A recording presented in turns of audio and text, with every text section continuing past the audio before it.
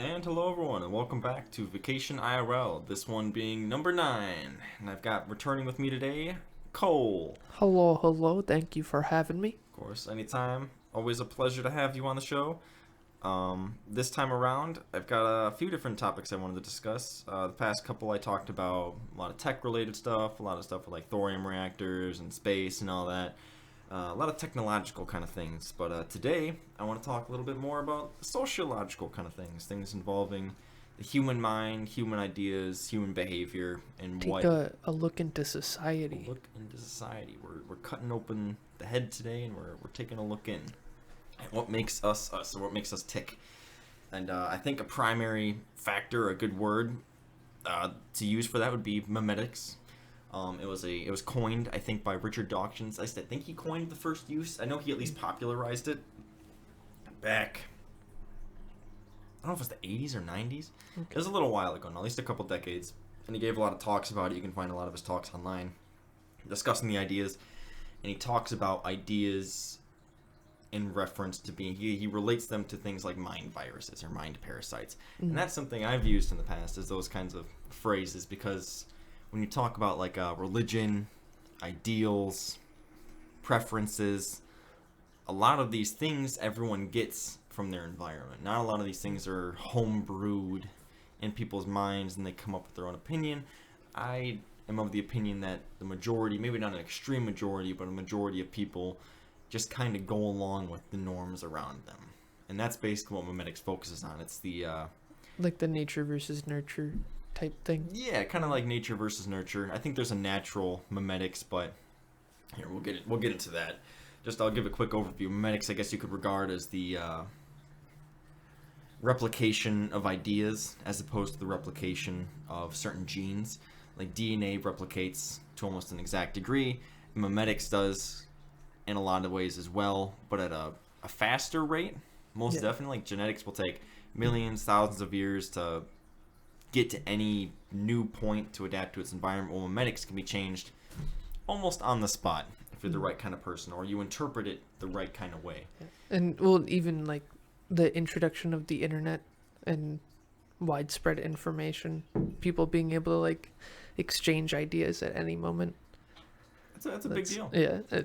The whole reservoir of human knowledge is at the end of your fingertips, essentially. I mean, some things you can't get still, but pretty much anything you want to know you can look up these days, and that's a huge factor. And that definitely led to the early 2010 meme birth, and then the 2016 how would you even call that, the goddamn landslide of Political memes. meme magic, bro. Yeah. Memes got Donald Trump elected. Yeah. 100%. Yeah.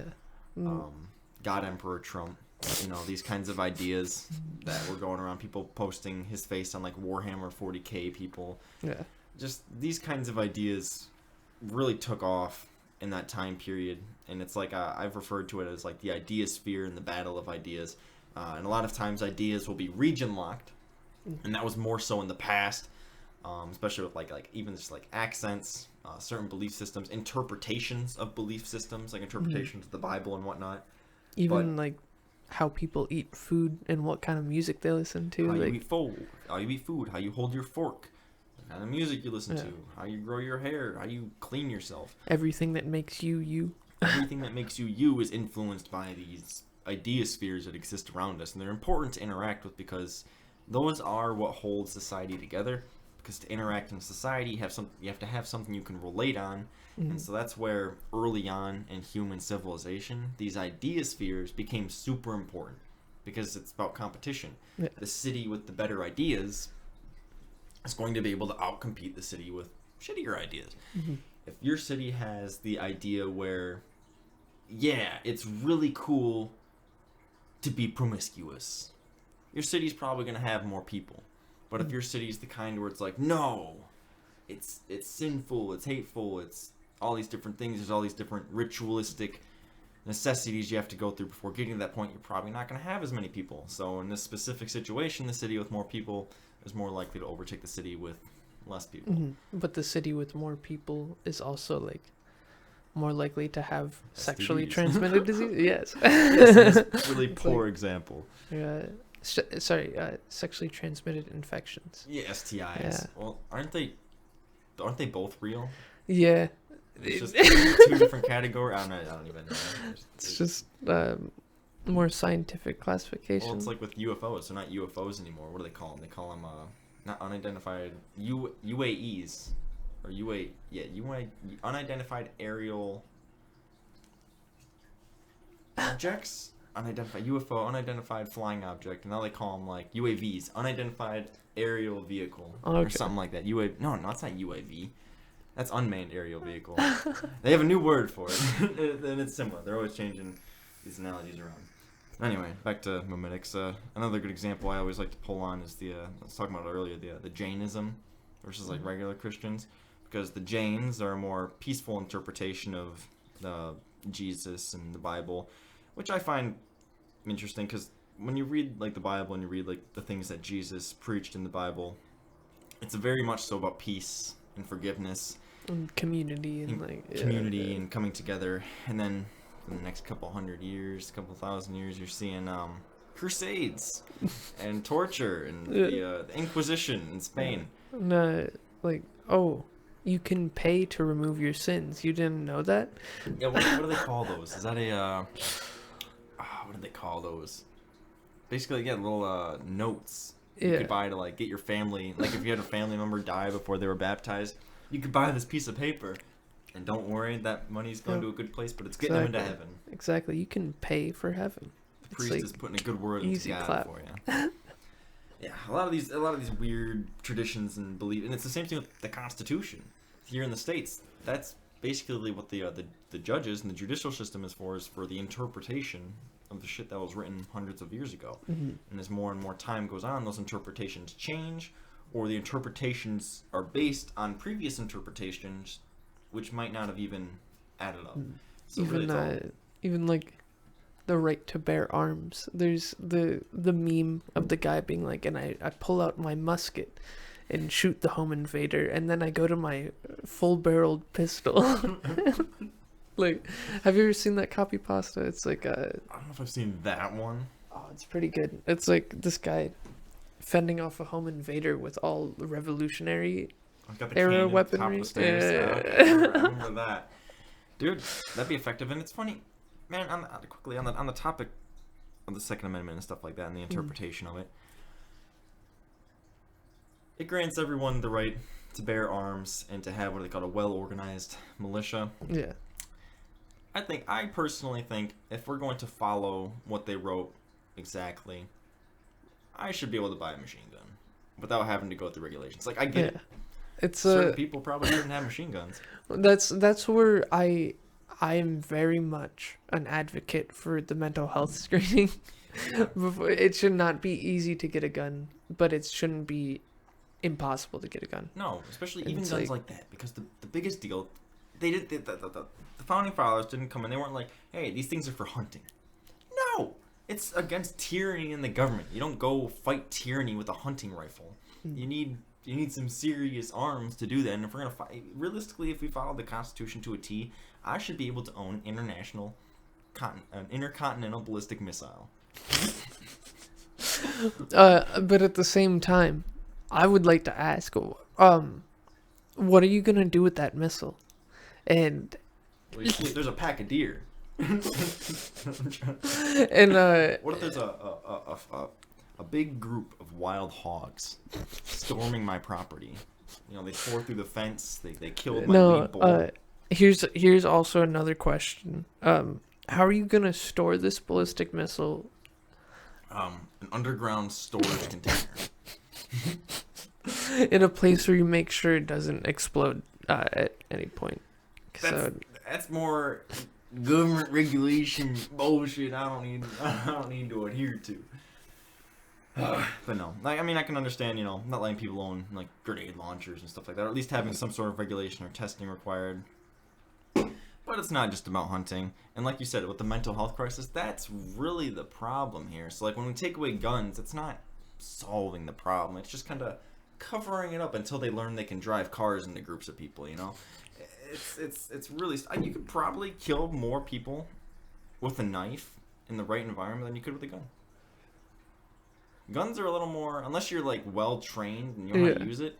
Guns aren't easy to use. You can't just pick up a machine gun and go crazy if you've never used it before. Yeah, but at the same time, like, if it's just a crowd of people, I imagine some people could stop a man with a knife faster than somebody just shooting into a crowd. You know, like, True. but It's situational. yeah, And that's why I think the people in the crowd should be able to have guns as well. Like, someone starts shooting, you want the right guy who's trained with the CPL to be able to defend the group. Well, it's on my mind. There was one story I heard not too long ago. There's this guy in Colorado. This one call, I think a cop responded to a, I can't remember exactly the type of call he was responding to, but a cop responded to some sort of violent criminal call, and he went to the scene, and the guy perpetrating the crime killed him, shot him. And someone living nearby heard the gunshot, came out with his rifle, and he killed the guy that killed the cop. yeah, And then a bunch of cops showed up, and they shot that guy yeah. on the site without realizing what had happened. So it's like, And that's also like there's a lot of situations like that where people who are trained and licensed with their guns use it with good intentions, but people like intentions don't matter when you get to when you just show up to a scene and somebody's dead. right, You know what I especially, mean? especially feel like for cops, when it's like responding to a cop down, a cop's been killed, you're probably freaking out. You know who the cop is personally. You're ready to just put someone down. I think it shows bad training. Like, you should have the situational awareness to realize, yeah, this guy's not the main threat. And maybe the guy was being stupid. He probably should have put his gun down and just chill. Maybe he was still holding it, or I think I heard somewhere that he picked the other dude's rifle up after he shot him. So yeah, probably not the smartest idea, but still I think it's the cop's responsibility as professionals to be able to come in and analyze the situation and realize who the target is, or at least address the target before just gunning him down and then, oh, we killed the guy that killed the cop killer. Yeah. But it's like they're trained, especially in situations with, because like it's even like swatting, like with streamers and stuff like that. When cops get called to a situation with somebody, like with an active shooter or with somebody with a gun or bomb threat or something like that, they're like you're saying with the bad training, they're literally trained to like not ask questions, because I mean, you have your military training, you know what I mean? Like in those situations in a gunfight, you don't have time to think. No, you gotta react on muscle memory in your training, because your adrenaline's pumping, you're going crazy, you're getting all sorts of shit in your ear from like the chatter from like your group talking and stuff, and you just got to do what you were trained to do and get out of there. It's about your life and whatever, and I get that, but ultimately I think if we're gonna just keep it on the topic of guns, I think it's important that everyone have access to that. I think to fix a lot of these problems with like mass shootings and stuff is we need weapon safety classes in schools, in middle school at least. By the time middle school, definitely by high school, kids need to know how to hold a firearm. It shouldn't be an obscure object. I mean, honestly, most kids today, who especially if you've never used a drill, a fucking screwdriver, like a screwdriver or whatever, what do you call them stuff? A drill motor, whatever. Yeah. If you never used one, it's gonna feel like a foreign object, and you're gonna twist your hand around trying to like put it in the wall, and you're still not gonna know how to use it. And all these things should be taught to kids, so that it's not a foreign object. It's not a foreign, scary entity. Yeah. And you can actually use it appropriately what it's used for. So you can get exposure to those things in a safe environment. That way, they people aren't completely ignorant to it when they so do your encounter only it. exposure isn't Call of Duty. Yeah. Or whatever, you know, it's like that's setting kids up for failure. We're treating kids with kid gloves, so to speak, so that by the time they're adults, they never really become adults. I guess that's the problem. They get into adulthood, but they still have the minds of a child because they've never really had to go through anything. Have you ever had to put an animal down? Have you ever had to do these sorts of things that are hard to do, but ultimately necessary factors of life, and especially when it comes to guns, because there's hard choices. But I am so against stripping Americans of their guns, for one, because every society that gets their guns taken away, Nazis come. Every time. Nazis are communists. Look at Australia right now. They stripped them of their gun rights years ago, and now literal Nazis have taken over the country. They're setting up concentration camps. You can't cross state borders without being checkpointed and fucking tested and thrown in a camp for a couple weeks. You can't leave the country. You can't work. You can't go outside. You can't protest. If you say anything bad about the government, they will show up to your house and question you and put you in solitary confinement. And that's really sad to see, but it's primarily because they're unarmed. Yeah. They tried protesting, but then the cops came out in force and they shut it down. And at that point, there's nothing they can do. What are you going to do against a full-blown military that's willing to do what the tyrannical people say? Nothing. That's like, yeah, it's just like a shitty situation. Anytime that there's a possibility of guns getting involved, it's a shitty situation. Every time. I have my CPL, but I still don't have a pistol and I haven't carried yet. And I wouldn't carry until I have the pistol and I'm well trained with the pistol because I wouldn't, But the idea of even shooting someone, it's awful. It's a horrible thing to have to think about. But I know for a fact in my mind, if it came down to my life or theirs, or like my kid's life, or someone I cared about, a friend, whatever, or if I'm, even if I'm in a store and someone just goes crazy, yeah, I'm going to do what I have to do and then deal with it later. And I think everyone should understand those kinds of situations and not be scared of them. Because it's when you're scared of them that bad things are going to happen. Or even like, I know a lot of times I hear, this might be a kind of more controversial topic, and I'd like to hear, I guess, maybe how you think about it. But a lot of people are scared of guns for like suicide. And it's like, for myself, I'm not suicidal. I don't have those kinds of thoughts or whatever. But if shit goes wrong in my life, I like having the option. Is that a weird thing to say? I mean... Kind of like, I guess it's more like for like zombies or some shit. Like I'm not talking about like I had a bad day. So yeah, but like at the same time, like you may be of the mindset that like, oh, I wouldn't shoot myself unless it was a literal apocalyptic situation and I knew things were fucked. But there are other people who are more suicidal. And like much more suicidal, who will be like, oh, I didn't get the sandwich I wanted from Burger King. Guess today's the day. They just have those bad mind habits or whatever. Yeah, and it's like, and I guess that's where the mental health aspect of it comes into play. Like if you've been institutionalized and shit, you probably. And it's like having a gun near you when you're in that mindset. It is literally a trigger pull away. So it is like... I can understand those moments just from like intense, like maybe like mushroom trips or whatever. Like when you're having a bad trip and it's like, just, you get those weird moments where it's like gotta end it. That would be the way I imagine a lot of people do. And some people do, and it is really awful, honestly. Yeah. And the mental health crisis is really bad. And I think that should definitely be a primary focus of the two. But I can't agree with if you've been institutionalized, if you're a felon, if you have violent crime on your history, probably shouldn't have a gun. Domestic abuse, probably shouldn't have a gun.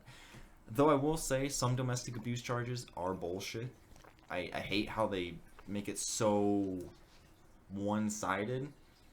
That's like, that's also obviously those people exist, but yeah, that's also like it's like the sexual like it's like if you piss in public, you can get put on the sex offenders list. Yeah, it's like I get it, but if it's someone who's like drunk as fuck at night, just pissing on the side of the because they don't know where they're at, maybe give them a ticket and leave them alone. Put them on the sex offenders list for life, where they can't live near schools and shit. It's like, those things are all just like literal what ifs. Yeah, because even something like domestic crime, if somebody doesn't have a record of domestic crime but they're prone to violence, then it's still a what if. And like, true, the government hates what ifs. So it's like, I guess for me, the biggest problem is I don't trust the government. Like I don't trust people, but I don't trust the government more. Yeah.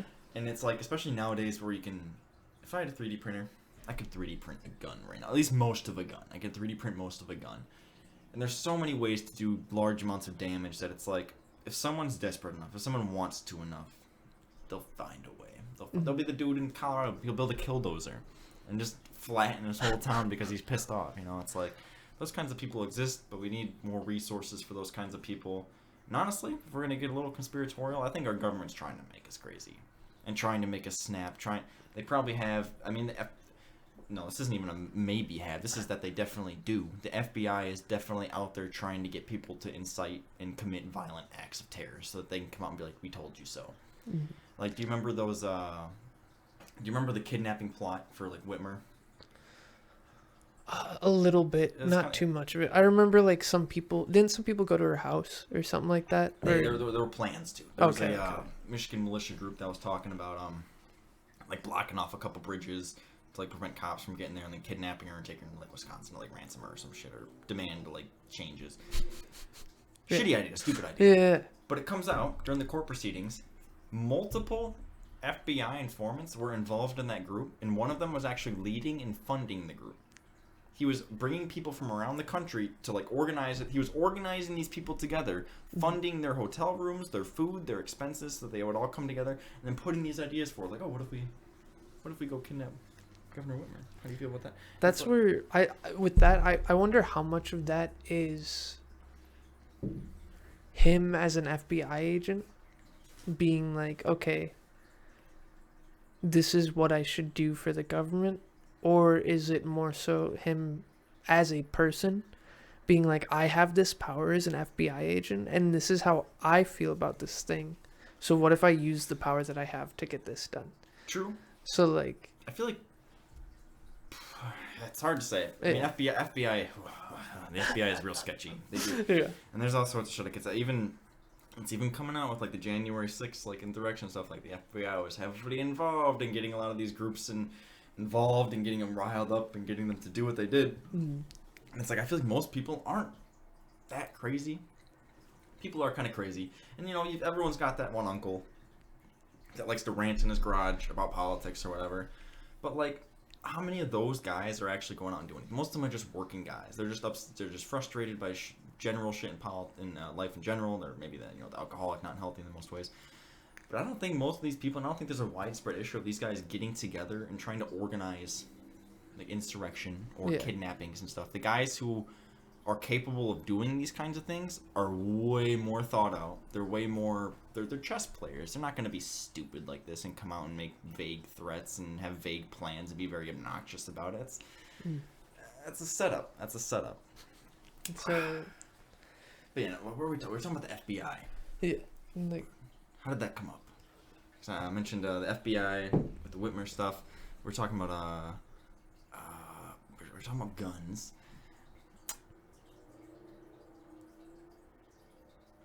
Man. Anyway, we were talking about the judicial system and how it interprets things, and then that's how we got to the Second Amendment, and then that got to guns, and then because the judicial branch is meant to interpret the laws of the Constitution and whatnot. Mm-hmm.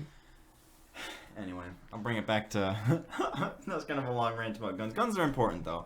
I love my guns. I think everyone should have a gun. I think we'll get a little bit more on guns. There's a couple things I know I wanted to say. Mm-hmm. I think every single person, obviously, unless you're, you know, gonna just shoot yourself or shoot someone else, should use a gun. Everyone, even if you're scared to, it's worthwhile so that you know what you're scared of and realize it's not that big of a deal. It's not as simple. I mean, it is simple, but it's not quite how you would think if you're just going off video games. There's more training involved. It's exhausting to like run around with the gun and shit. It's not just, you don't just pick up a gun and start slaughtering people. It's not. Yeah. Even just firing a gun or like holding a gun is like a big experience. I don't think like everyone should own a gun, like you're saying. Mm-hmm. Like not, it's like, especially if you're. I only say that. I'll say this real quick. Mm-hmm. The less you trust your government, the more guns you should have. And I think in today's day and age, especially probably for the past few decades, this has been true. Our government isn't. You can't trust them as far as you can throw them, so to speak. You know, I don't trust them for shit. I don't trust the police for shit. I don't trust the FBI. I don't trust the NSA, the CIA. I don't trust any of these alphabet fucking cuck agencies. You know, they're all out to put us down and to centralize power. Centralized power is the most disgusting thing that can manifest on this planet, and it leads to the most atrocious human acts imaginable. It leads to, like, the Soviets taking entire cities of people and marching them out into the Russian winter wilderness to starve them to death, and then shooting everyone who tries to leave. That sort of shit will happen if we continue down the path we're going. But thankfully we have guns here in America, so I don't know if it'll go that far, but guns are important. Guns are important. Oh, I wanted to talk about 3D printed guns. That's what I was going to say. The cat's out of the bag. Even if you ban guns, I could go buy a black market gun fairly easily. Yeah. I could go online to the black market and buy one, which, you know, then you risk FBI traction. But if you can find a in-person source, not that hard. You go to a major city, Chicago, Detroit, New York, all these different places, especially in the southern border. We have Swiss cheese borders, especially nowadays. Mm-hmm. Do you know how many people have come over the border on the south this year that we've caught? I do not. 1 million people. That's a lot of motherfuckers coming across the border. Now imagine, and I think there's a group of 100,000 coming through South America right now, and Panama stopped a bunch of them, and they've already caught 52 people from Al Qaeda. Now think of all the guns and drugs and human trafficking and all these different things that get pumped in the country. It's easier to get an illegal machine gun than it is a real machine gun. I guess that's probably the biggest point of all of it. It's like, even if we tried to control all these things, the government would have to be so authoritarian to enforce these kinds of policies that it wouldn't be worth it. Yeah. But at the same time, like, that does not mean it should be just as easy to get a gun legally. You know what I mean? Because, like, maybe like a... just what we were talking about, all the people who could harm themselves or harm somebody else with a gun, mm-hmm. even if it's just a superstitious barrier that's being put up, and you know that you could just get a black market gun at just as easy, right? It's still enough of a barrier that it'll get like 20% of people. You know what I mean? Like, so it's like... I get it, and yeah. It's something I go back and forth in my mind all the time, like trying to figure out what the best idea is. But the more I think about it, and the more like history, I trust the government less than I trust the average person. Yeah. Like, the more guns in the hands of citizens, the less crime that's going to be committed. Someone who might go shoot someone is going to be a whole lot less likely to do that if they know that person is also armed. Yeah. But if you're in Chicago and you have a gun, the whole fucking city's disarmed. Who's going to fucking stop you? Unless they're just as, criminal as you are. Yeah, but that's also, like, history has proven time and time again. I mean, look at the Wild West. Mm-hmm. Even if everyone has guns, there's still going to be people who shoot up the place. They say the Wild West is one of the best, behaved. It wasn't actually that as criminal as we might think. Yeah. But I know what you're saying. But at the same time, like, just because somebody has a gun, it's not going to stop somebody with a gun. No. Like... I mean, that's the thing with concealed carry. It's like, I've thought about this too, like, open carry versus concealed carry. I almost feel like open carry is better for preventative. Because if you're concealed, obviously they don't even know you have a gun, so they're going to start shooting. And then you're going to shoot them. But I think at the same time, it might make people uncomfortable. Just having a fucking gun on your hip, just walking all over the place. So that's why concealed can be a little better. Mm-hmm. And people who are licensed, and this is why I'm in favor of licenses and making them easy to get. Like, I had to do an 8-hour training course to get my CPL. Mm-hmm. And that's fine. There's a lot of shit you learn in that. And you shoot some guns, you realize how to do it. You learn the basics, and you learn what you can and can't do, what you should do if you actually have to shoot someone, how you should go about it properly. And I think that's understandable. That's a good course for people to go through. Mm. And I think those people who have the licenses aren't a threat. Cause that's also where, like... Though, did you hear Texas has, like, their constitutional carry now? I did not hear that. You can just carry in Texas. Okay. I don't know if it's... I think it's concealed carry, too. I think you can just carry. Okay. And I think that technically that is constitutional. That's how it was written. Mm. Honestly, I'm in favor of that. I think that's, again, like, you say you took an 8-hour class for CPL. Yes. How long did you train to drive? 2 weeks. And you didn't even take a day to learn how to use a gun. Well, unless you're 18, then you just take the driving test and you're done. But even then, you still need to have This the is why experience and the know-how to drive a car and pass that test. I agree. This is why I think it should be taught to kids when they're younger. That's the best time to do it. Same with like when you're driving. It's like get it to them when they're young, so it's instinctual. Yeah. Especially the hunter safety stuff. Yeah. You know, like know what lies beyond your target. Never keep your finger on the trigger unless you're ready to shoot. Stuff like that. It's like very, very important skills, so you don't blow your own foot off or whatever. Mm-hmm. I think kids should learn those things. You don't have to give them a live gun to teach them those things. Yeah. You can have mock guns and stuff, and like obviously, it's just crazy how many parents are so just avid against not having their kids exposed to these things when it's like they're out there. Yeah, I think it's a lot of it is fear, on like both ends of like. That's what drives, I guess, my ideas too is a fear of something. Yeah, and then like the people who are against it, they have the fear of like the danger of keeping a dangerous machine in your house, because it's essentially what a gun is. It's a dangerous machine, you know? It's a tool. It's a dangerous tool. Yeah, so it's you gotta find the balance. Yeah, and that's really what it comes down to. People gotta get together.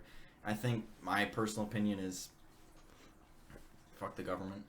You know, if people want to self-regulate and figure out a good way to go about that, they should get together and do that. I think the wrong way to go about regulation is going to the federal government being like, please save us, ban all guns. It's like, no.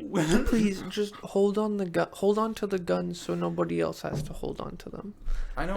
I remember reading something talking about, it was back during like when Obama was president. As soon as Obama became president, obviously there's a bunch of people on the right who weren't happy with that. So since Obama, and it went through Trump and now into Biden, there's been an arms race between the government and the citizens of this country. I think there's literally enough guns in the hands of the public in this country for every single man, woman, and child to have like a gun. Like if everyone got evenly distributed. And that's a good thing. America's ready. We're ready for anything. Well, you know they say why Japan never invaded us, right? I don't think so. They say because there's a gun behind every blade of grass in America. And I think that's true as fuck, and I think that's kind of badass.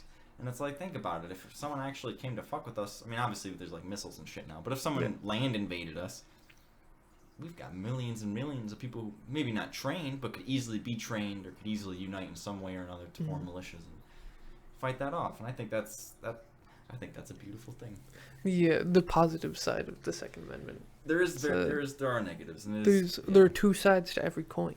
And I guess if we're going to tie this into medics, if we're going to combine the two topics, we could talk about the mass shootings. Because, you know, I mean, you know how, like, Alex Jones, like, what he got banned for and shit, right?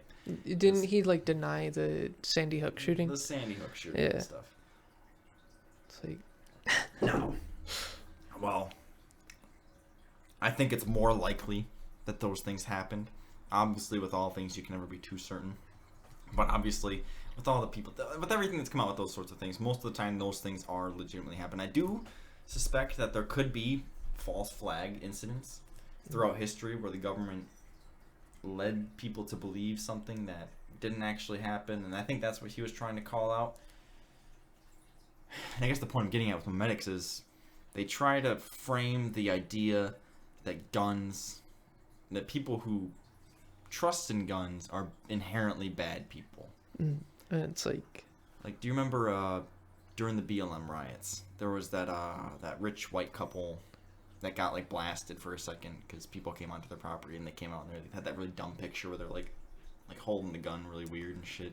The dude's got like a rifle and his wife's I feel like I saw a meme actually, so I'm gonna say yes on that one. It was memed pretty heavy, and now they did look kind of ridiculous and like they didn't exactly know what they were doing.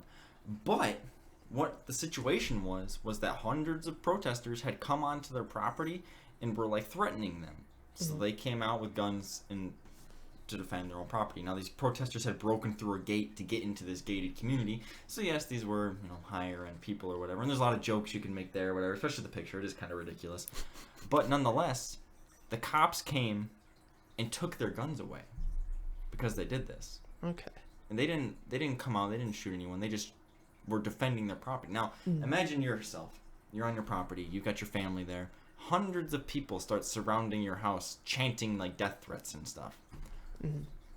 What's your reaction gonna be? Well, if you have the gun, you're probably gonna. Right, you might like, call the police first, but yeah. that's gonna take a while. Mhm.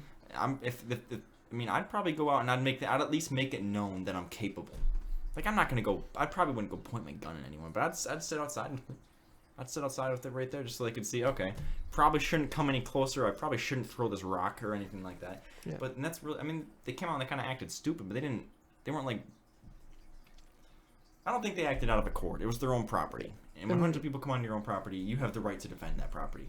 Now, I think it's crazy that in response, the police showed up and took their guns away because of that. And they got blasted all across social media and the mainstream news and media as evil people for doing what they did. Mm-hmm. And I think they're trying to get rid of this idea that you have the right to defend your private property. Yeah. I mean, it's also just like there's been a whole widespread idea of like any form of violence, whether it's like a threat or an actual act of violence. It is all like under the same blanket of don't do that. We can't approach this. Violence is bad. And it's like, yeah, violence is bad, but at the same time you need to acknowledge it and recognize that it's real and that you need to like sometimes the only way to deal navigate with violence accordingly is with violence. That's last scenario. Like yeah. Like when I talk about like organizing against the government over the last, I don't even think we're not even at the point where violence is necessary. I think the most powerful form of demonstration is peaceful. No, what would be the word, like non-civil disobedience, so to speak. Like it's like if you disagree with jaywalking, jaywalk. You know, shit like that. You're not hurting anyone, but you're putting up a stand. You're not complying with the system at B. Exactly. I think those are always the most, you know, Gandhi and all that stuff. I think those are the most effective forms because once you bring violence to the table, that allows the other side to bring violence to the table, and then when you fight fire with fire, it creates more fire. More fire. Discourse falls apart. Conversation stops because that's what violence is. It's the ending of talks and negotiation, and it's either live or die. Who's gonna make it out alive? And that's really that's the shitty thing about it. But it isn't a natural part of this world. To think that we aren't living upon literally millions and millions and millions of corpses is stupid. Yeah, we only got to where we're at through genetic evolution, but people don't realize that the millennia and eras that have gone by of life living and dying and struggling and killing and being killed and eaten over and over and over and over and over and over again to get to where we're at today. And we're not out of the shit. We're still like, deep in that. Yeah, a lot of people, specifically like America, a lot of people are really comfortable and don't really realize it. Like the fact that you can go to the grocery store and get like any vegetable you want at in any season, it's like something that didn't exist, dude.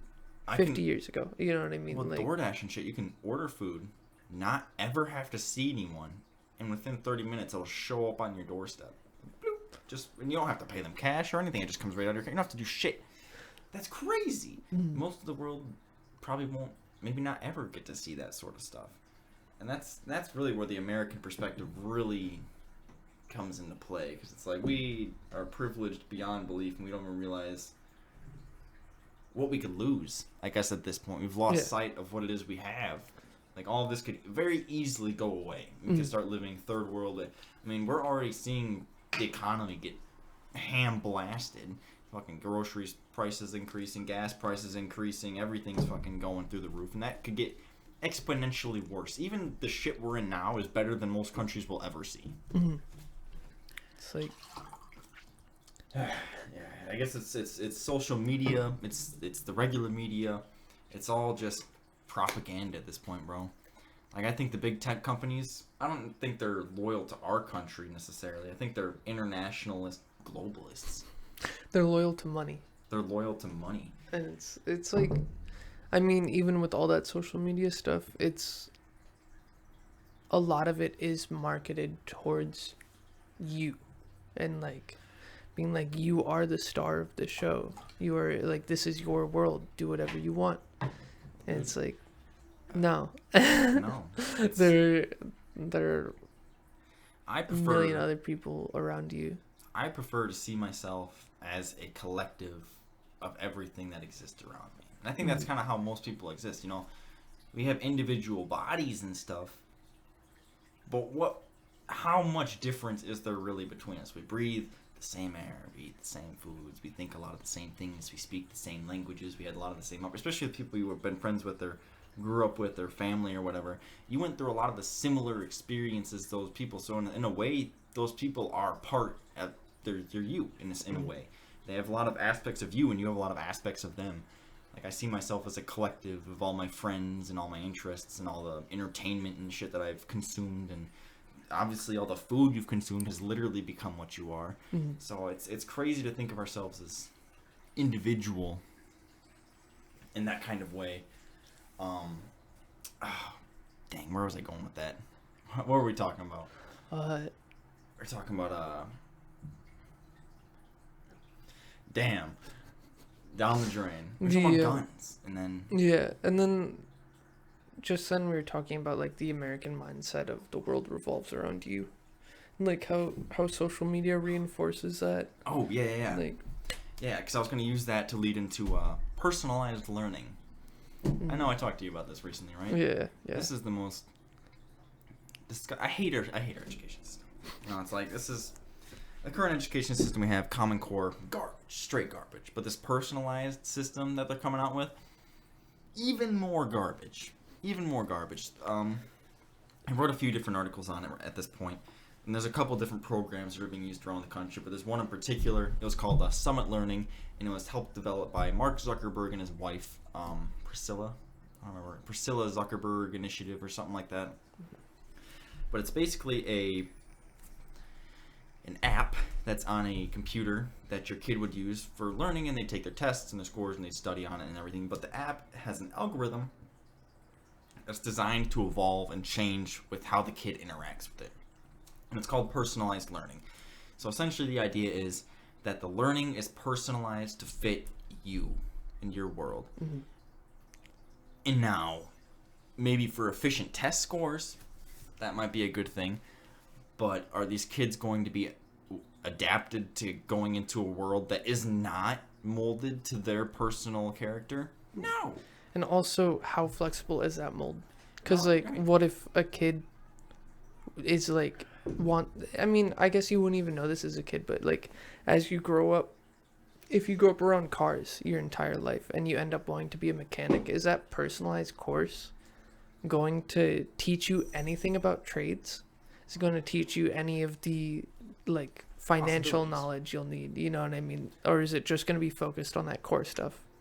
Chances are it'll be just how social media is today, and it says it's personalized. You know, it's giving you the things you quote unquote want, but actually it's giving you exactly what it wants you to see. Like, it's going to create an online avatar of you. It's going to use predictive programming to assume the certain things you might be interested in, or assume the certain things you might get into based on behaviors or inputs or whatever, and then it's going to make corrections and adjustments based on those inputs. Like regular social media, it is so well finely tuned that they know when you're gonna shit before you shit. They will know if you're pregnant before you know you're pregnant. They'll send you pregnancy ads and studies and stuff because there's certain behavior you're exhibiting online. They correlate that with everyone else, and she's exhibiting behavior that pregnant women exist, and so we're gonna start sending her pregnancy ads. Now this is the same. I think these school learning the summit program and stuff. It's literally designing kids school used to be designed to get kids ready for factories, right? Like with the bell and shit, it was you had your lunch break, 8 hours a day, morning till lunch or whatever. These learning programs are going to get kids used to operating in these social network spheres. Yeah. And I think that's fucked up, because instead of going into it and expecting to have to just not deal with the situation, but understand and cooperate with the system they're trying to work with, they're going to go into it and demand that it changes itself based on their needs. Everyone can't do this. There's too many people. We can't have all these opinions. Too many cooks in the kitchen. Yeah. If everybody thinks the world revolves around them, then it's just oof. That's not going to work. The world's going to go mad. We're going to end up like the Romans. We're going to have people storming our borders. I mean, we already are. I wouldn't call them barbarians, but they've been manipulated into thinking this is the place to be. I mean, a lot of these people are Haitians that fucking fled Haiti after the earthquakes, which were really awful, but they were living in like Chile and Brazil. Mm-hmm. Now I have to ask, what's so wrong with Chile and Brazil to have to flee to storm illegally across our border? So obviously, well, I mean, I'll say real quick, I'm very pro-immigration. Yeah. I'm very pro-legal immigration. I think we should take on more immigrants, but it becomes a problem when they're illegal because then we can't. It's like when someone moves into the house, you want to sit them down, you give them the house rules, you give them the standards, and you're like, hey, we all paid to pitch in to live together in this place. And when someone just storms the border, it's like someone just breaking into your house and deciding, yeah, I'm sleeping on the couch. Yeah. They don't know the rules. They don't know how the language. They don't know anything. Mm-hmm. They haven't had to take any courses. They haven't shown any real interest. They're economic opportunists, I guess is the best way to put it. Like, even Mexico, all these people coming through like the border, a lot of them had to pass through Mexico. Mexico offered a lot of these people asylum. Mexico's not a third world country. They have B-dubs in Mexico. So like what? But not everywhere in Mexico. No. You know what I mean? No, there so are. that's where like. But compared to where they came from, Yeah. it means that they're not actually refugees. If they were refugees, they'd be happy with anything better than their original situation. Mm-hmm. But instead, they want opportunity because that's what's been promised to them by certain politicians or certain media groups. So it's not even necessarily their fault, but they've been manipulated. Yeah. Well, it's also like what we were just talking about a little bit ago with like how much privilege there is in America, where you just like we have access to all these things that you normally wouldn't have access to if you were living somewhere where like I don't know. I mean, even farming towns in America don't have access to all the things that a city does. You know what I mean? No? So it's like that aspect. It's like the metaphor, like the grass is always greener. Mm-hmm. You know, if somebody's living in a third world country like Chile or Peru, and they live in a village where like they have to farm to get the food they need. Mm-hmm. You know, it's like they see the American lifestyle of DoorDash, anything you want at any time, do this at any time, and they might be like, man, that's so much better than what I have. I get it, dude. I get living in those kinds of environments and seeing this. This is a huge problem. But the problem is the system we have can't support these people, and our government seems to do everything they can to make it not be able to support these people. Yeah. You know, it's like right now there's literally stories coming about our current administration illegally transporting children around the country to dump them off in various states so that they're not stuck in Texas or whatever, without the state even knowing. They're literally trafficking children around the country. Who knows about these children? Where are the records of these children? Who's keeping track of all these kids? Putting them in random government foster cares and stuff. Government foster care fucking sucks, dude. Put these kids back with their parents. Put them back in their original country and let them learn, you know? And like a lot of these times when we take people from these other countries and just let them come, we're taking the best of that country. So that country that these people came from have no chance now. Because we've taken all of their intellectual wealth, we've taken all of their money, we've taken all of their potential. So now these people have no choice but to leave because it's become such a disaster and we facilitated that. Yeah. It's the same with like Africa. We used to give Africa a shit ton of food until we realized what happens when you give people a shit ton of food. They keep having babies. And these babies, they still can't grow food in the area. So the better thing to do is to teach them how to grow food, teach them how to build houses.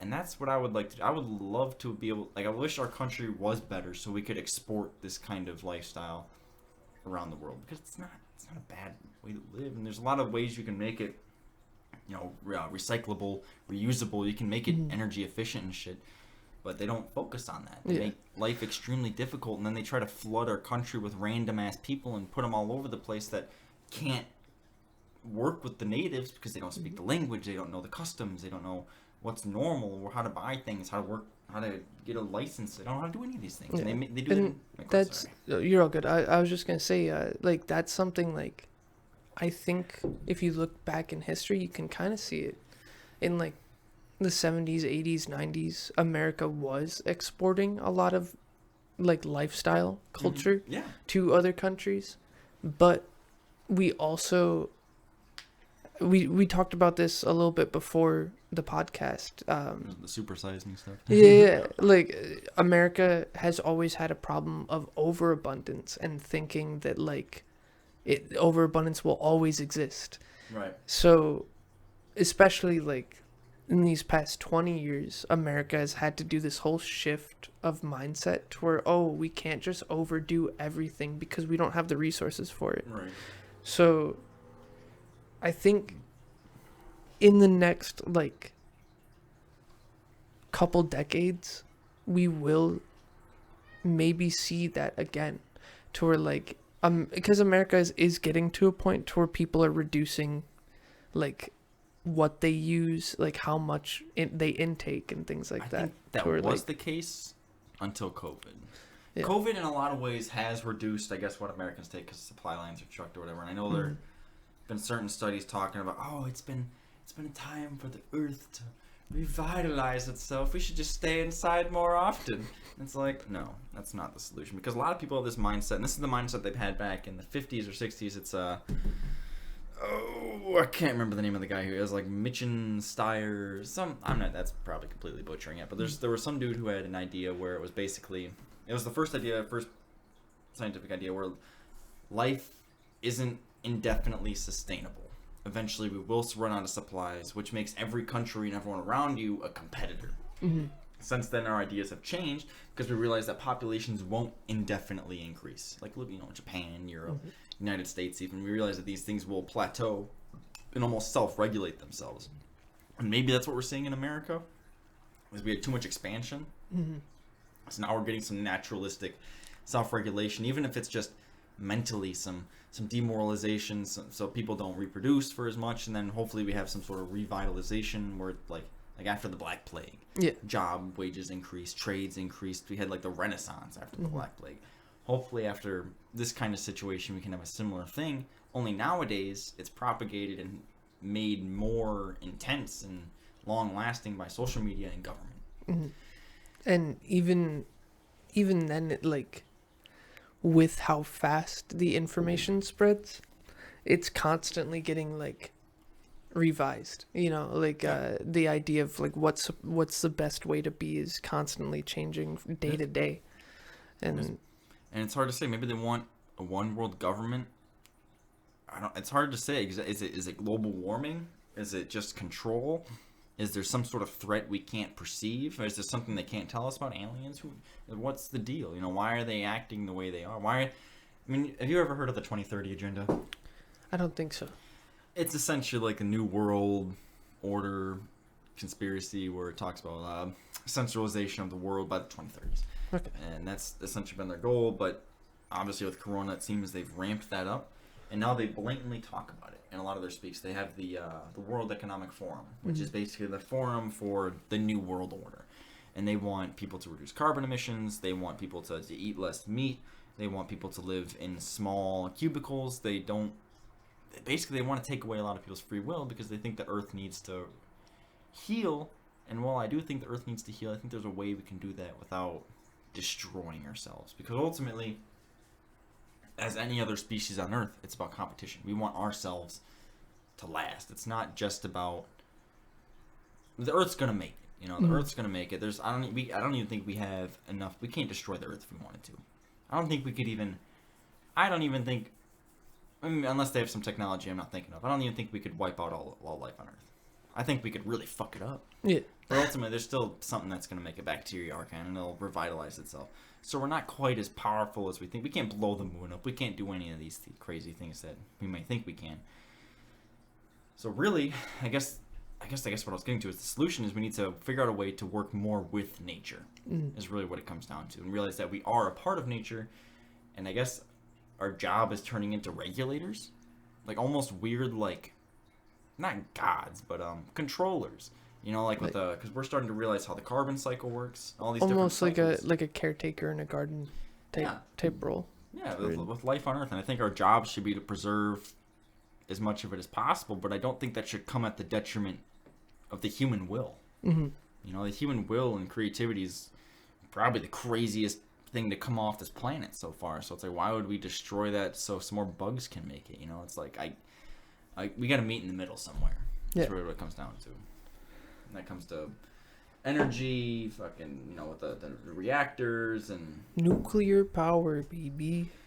And the biggest threat to the environment, which I find hilarious, is the government comes and they're like, you need to stop using airplanes, but we're going to keep using aircraft carriers and destroyers and nuclear submarines, and we're going to keep committing war all across the globe. And it's like, that's the biggest cause of pollutants you can imagine, dude. Yeah.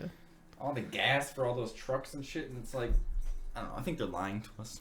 I think they're full of shit. They want us to act in a certain way for a certain reason, or to respond in certain ways. It's even like with big TV shows and shit. I feel like a lot of them are like planted to like make us think a certain way. You know, like what's that newest one that came out? Squid Game. Isn't that a Korean show? Yes. But I'd almost, this is kind of conspiratorial, I guess, at this point. But I feel like a lot of things that reach those mainstream points of view are almost put there, or almost pushed there, because they know they'll be at that level, and they're supposed to bring about some sort of behavior. Like think of like Black Mirror. Mm-hmm. It's like it's kind of crazy they let Black Mirror be a thing. Even they knew it was going to be big. They knew people were going to pay attention to it. So why would they?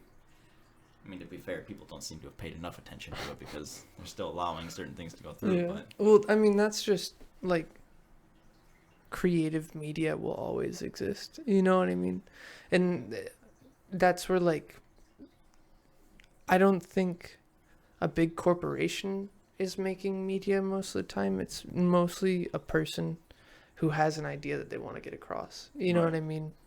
that's It's true. like, And I can understand, like, centralized authority generally doesn't have the creativity to make these kinds of things. That's why, compared to China, America, our culture is still 10 times better because it's not all regulated by the government. The government doesn't tell us what we have to wear, what we can say, what music we can sing. We don't have to, like, the most we have is, like, the national anthem in school and shit. But even that got taken away. mm-hmm.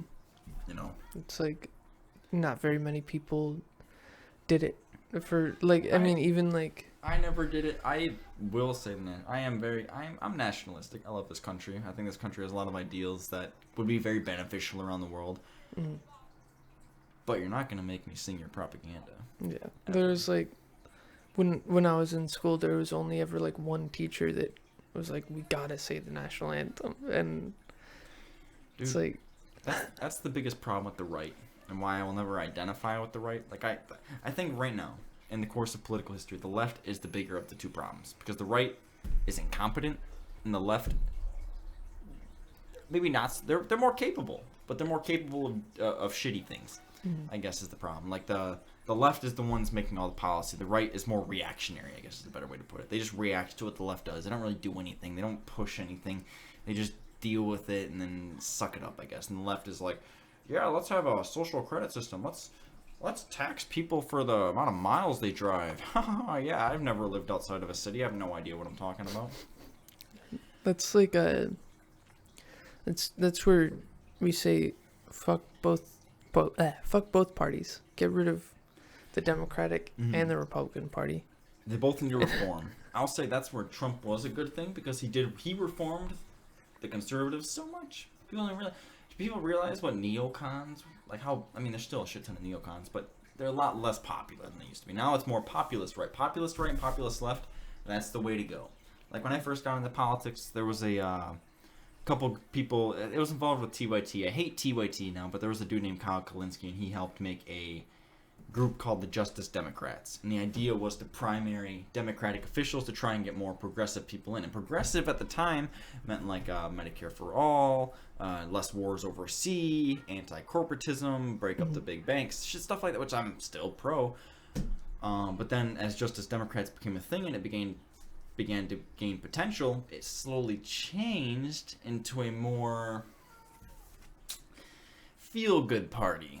Oh, we love the gays. Oh, we are so on board with the transgenders. And you're black, you deserve special privileges. Stuff like that, you know. And it's like, and that's you know AOC. Yeah, She was put in power by the Justice Democrats. The Justice Democrats trained her, and then put her in the position to rival whoever the previous guy was that she took out or whatever. And while that's a good idea to primary these people, the Justice Democrats in particular, they flopped. Kyle Kalinske, he ended up leaving the group because of how corrupt it became, and it became all about like virtue signaling, I guess is the better way to put it. It's just total virtue signal, where it was like, it's not about progressive values, it's not about Medicare for all, it's not about ending the war, it's not about any of these things. It's now about, oh, do we make sure that black people online or Native Americans online feel as special as they deserve to feel? And it's like, it's not about actually improving these people's lives. And that's what the whole squad, a lot of those people are put in power by these groups, and they don't do any of the things they were supposed to do. The right needs something like that, though. I guess that's what I was getting to. That's what I think Donald Trump's so... I mean, I know we've talked about this in the past, to where I'm very against it, because like I don't want a Republican Party like that. I don't want a Democratic Party like that, because at the end of the day, and it started with like the Trump era politics, and like AOC, I think, is like she's a Trump era. She's almost Trump-like. Yeah, and it's like she was born of that era type of thing, and it feels like all the politicians currently are trying to be celebrities more than they are politicians. Yes. And it's like that celebrity politics where you're more so just trying to gather a following, not so much actually change anything. 100%. And it's like, and I don't even really like Donald Trump. I mean, in this next election, I wish DeSantis would run. The Florida governor, he's done great, this whole thing. And he's like, with the vaccine mandates, with the way the job, Florida's doing beautiful. Ron DeSantis seems like a great guy. I would vote for him, but I think he said he's not going to run. So we're going to get Donald Trump. If it's just Donald Trump and Joe Biden, which I don't even know if Joe Biden will make it. I think they'll end up having like Kamala or like the Kennedy guy. I don't even know. He's pretty obscure. There's no one else. That's why they had Joe Biden in the first place. It's going to be another shit show. I'd probably vote for Trump, even though, like you said, it's celebrity politics. And that's why I didn't vote in 2016. That was the first year I was able to vote. And it was Hillary Clinton and Donald Trump. And it's like, you're just looking at the options like, oh, what the fuck? Is this? I thought I was. Where's the Obama? You know, where's like any of these things? Where's no one? I mean, I voted in 2020 for Trump, more happily, because I think by the end of his presidency, he knew more what he was doing. I think for the first 2-3 years, he had no fucking idea what he was doing. He didn't understand politics. He was just kind of floundering around, making a lot of mistakes. By the end, I think he got his shit together and was starting to do good things. He could have done a hell of a lot more, though. That's why, if there's a better candidate, I would love to vote for someone besides Trump. I don't know if there's going to be another candidate, to be completely honest. I think he'd be better than Biden right now. I don't even think Biden is capable of anything. I think basically when people voted for Biden, they didn't vote for Biden. They voted against Trump. Yeah. They voted for something other than that, and that means the establishment. And I freaking hate the establishment. That's why fuck the two-party system. 100%. Let's give more presidential candidates who are actually legit, have a possibility of winning, rather than just being like, oh, here are your two choices, this is what you get. It's not an election. We get a decision. We get a choice. They're picked for us, dude. Like, I remember back when Obama was elected, his entire administration, he was sent a letter. I can't remember. I think it was oil executives. I think it was Big Oil that sent him this letter. They sent him a letter of people he should pick for his administration. Every single one of those people on the list was picked. These people, this probably goes for Trump. They're not on our side. They're on the sides of the billionaires and the elites, and they pander to their friends. Mm-hmm. They pander to the establishment, to the FBI, to the deep state, all these different factors. We don't have control over politics anymore. Yeah. The American people, we probably lost it a long time ago, probably before we were even born. Yeah. We were born in such a shitty situation, at least political-wise. It's interesting, but... everything's already established, and we just kind of have to roll with it. And I will say, I haven't been arrested yet for posting my shit. I haven't been secretly disappeared, so there's some hope. Mm-hmm. We still have some aspect of free speech, so there's still some legitimacy to the system. Yeah. Which is my...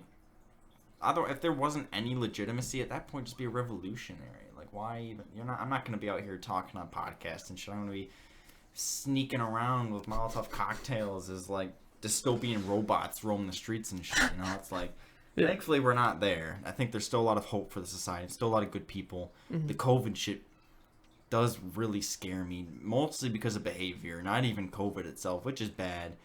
I mean, obviously there will probably be worse future pandemics that will fuck us up way more than this has. And if this is how we're gonna react to this one, we are fucked in the future. We are so fucked, dude. Yeah. We're all gonna starve and die or whatever. But Yeah, and it's just like so rough that politics have gotten so ingrained with COVID yeah, because like that just like muddies the waters, you know, like it does. nobody knows what if the information they're getting is correct or like. And that's why I like talking about this stuff, because especially for our generation, it's so essential that our generation pays attention. They don't even realize it. Like 50 years from now, people are going to be wondering about this period of time, and we're going to be the only ones alive that were actually fucking through it, through the shit, dealt with it, and can actually like articulate about it. But most people don't pay attention. They just whatever, yeah, fucking. I heard it on the news, COVID, whatever. I'll get my vaccine, sure. They don't look into anything. They don't understand the bigger picture. And the bigger picture is fucked up. I get it, but nowadays we need to pay attention so that our kids don't have to deal with it. I guess that's really the biggest factor, you know. This is what I wish our parents did, but they were manipulated the same way we were by the schools and by the media into basically putting their attention into bullshit ideas. And that's what they try to do to us now with all the wars and you gotta hate the left, you gotta hate the right, you gotta hate your neighbor. It's like no, they try to distract you. They try to create this duopoly so that you only have two sides, but there's a million sides. That's the truth, and we're all on the same side. We all live on the same planet. We all really should have the same objective, roughly. But they don't want to make that the case. Yeah. And I think that's maybe they want to kill a lot of people. Maybe there's aliens coming, like I said, and I don't know. They're trying to take it from like almost as if they're looking at it through a microscope, but in reality it's a kaleidoscope. They're trying to like min-max to the extreme, but I think it's an extraction process. Extract as much as you can from the lower classes so that the upper class do whatever they want. They can live like kings. Think about this whole in the UK, in France, the United States, you can't travel around. But if you're an entertainer, if you have a lot of money, if you have a private plane, you can go wherever you want. There's no restrictions. There's no mask mandates. There's no requirements. My last paper was on like the governor of Chicago going to a basketball game without a mask. Everyone else, literally every single other person in that stadium was required to wear a mask against penalty of law. She just goes, what's up, everybody? I just do whatever I want. Same with Biden. He goes to restaurants and shit. There's videos of him walking around. These people don't give a fuck.